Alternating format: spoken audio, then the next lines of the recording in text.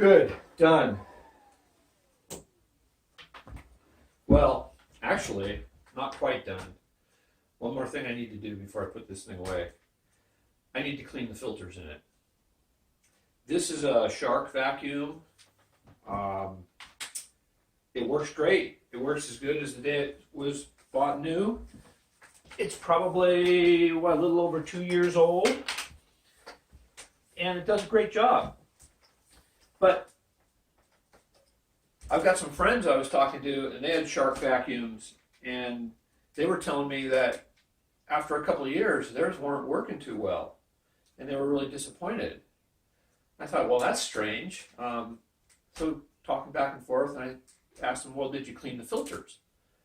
And they said, sure, I empty the thing like every couple of times I vacuum or once a month, whatever. And I said, no, did you clean the filters? And they said, what are you talking about? Well, I told them there are filters in it that you have to clean in order to keep the airflow and the suction powerful. And they didn't know that. Well, not only is there air filters in it, there are 3 air filters in there that you have to keep clean.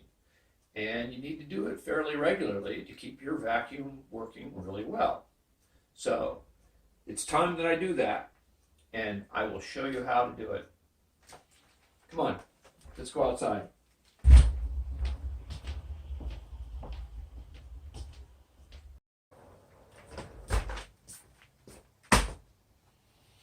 I like to do this outside. Well, today I'm in my shop here to do it because it's rainy outside.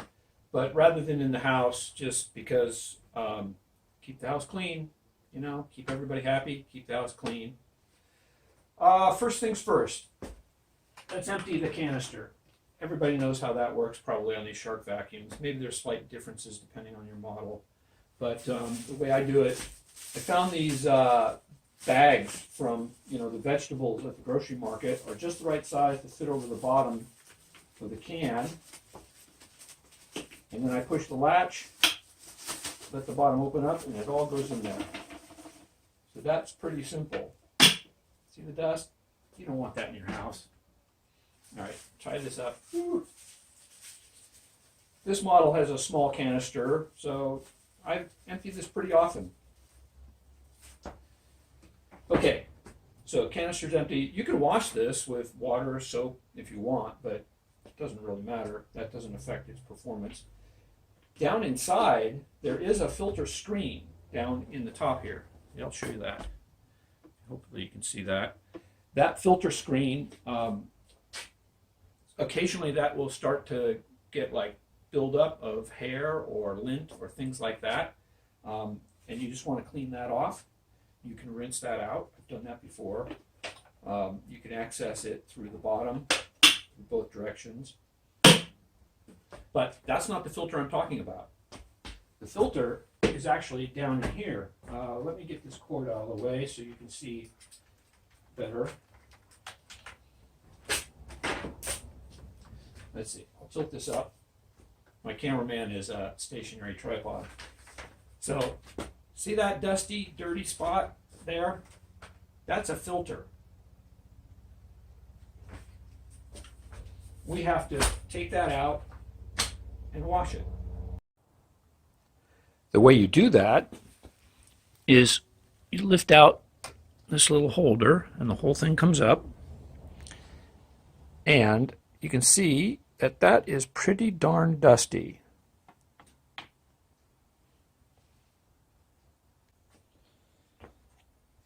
What we have to do is separate the foam from the holder. See that? This is a foam filter that's catching very fine dust. This little holder is just a tray that keeps it in place, and it's pretty dirty, so we're going to rinse that off too. We're going to do that under running water.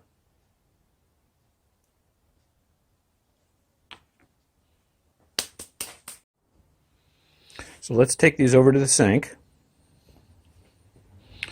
and we'll rinse them under some running water. Or you know what I'd like to do, actually, is I'll put some water in this bucket, And because I'm working one-handed here, I think that'll be easier way for me to like clean it out.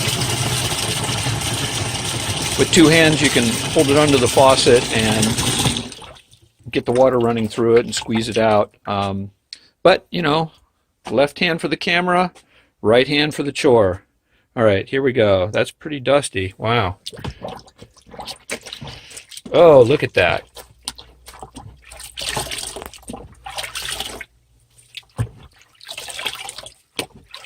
I think I better get some fresh water. Yuck.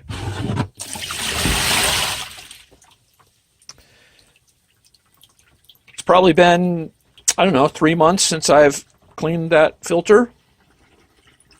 So you can see it needs to be done fairly regularly. Depends on how dirty your house is or what you're cleaning up.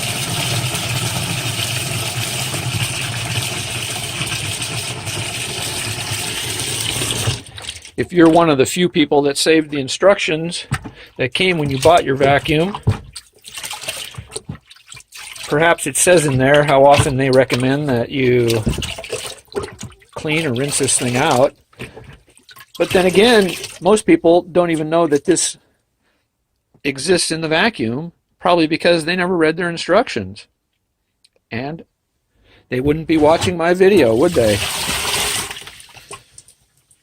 All right, that's pretty good. I'm going to rinse this off. Little holder.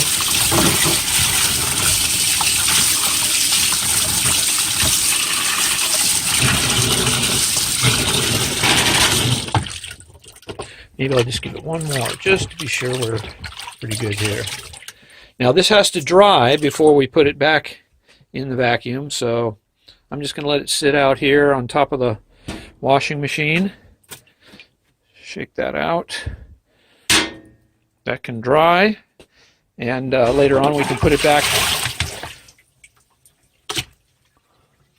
But we're still not quite done, because there's more to this vacuum that makes it filter so well.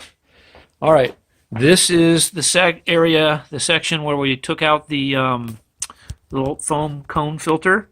See that little tab down there? If I grab that and lift it out, look at that. That is another filter that's even finer. See, the underside is fairly clean. The top side is covered with dust. See it all shaking off of there? So you can buy these replacement pads. I think I'm still on my original one here after a couple of years of owning this vacuum. And I'll show you how I clean this thing out. So I cleaned this secondary filter, or maybe it's a third level filter, you might call it. I cleaned this using my shop vac, and I just suck it out with the vacuum. Oh, maybe I need the batteries in my remote control. Yeah, see?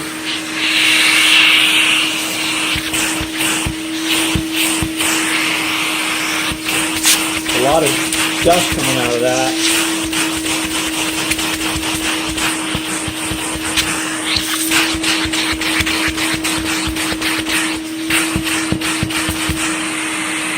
There we go. Pretty good.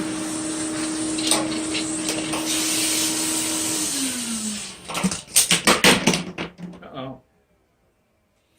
If you don't have another vacuum to do that with, you can rinse this too and just let it dry. So we can put that back in here.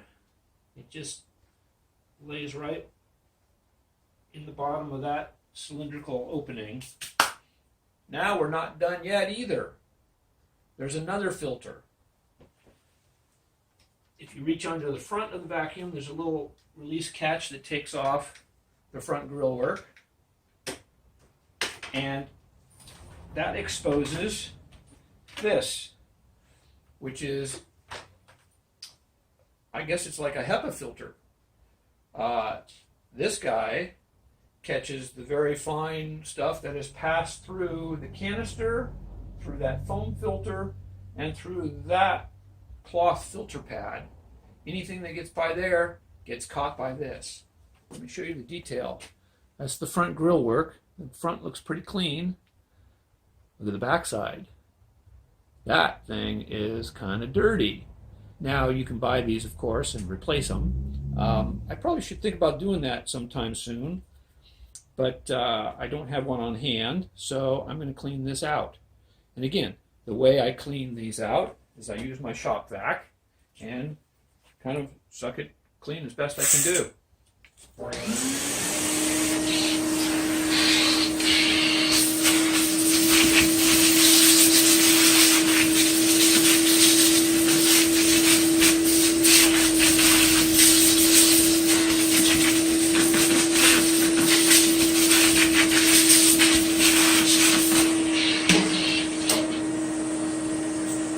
There we go. Yeah, I need new batteries in my remote control. There.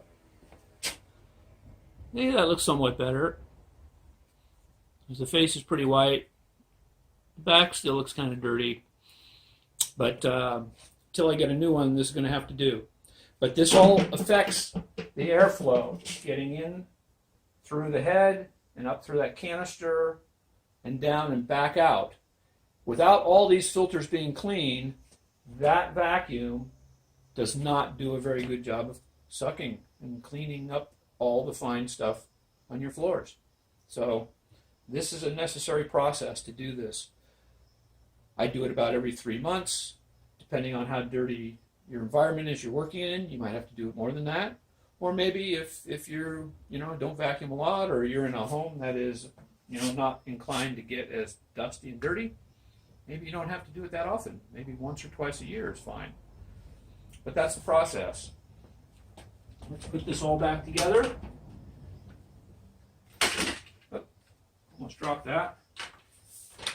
That's right, I gotta wait for that to dry. I hope that was a help. Perhaps you have a different model shark vacuum and accessing the secondary filters might be a little different, but get in there, clean them out, and it'll improve the airflow and the suction on your vacuum, and you'll be happy with it again.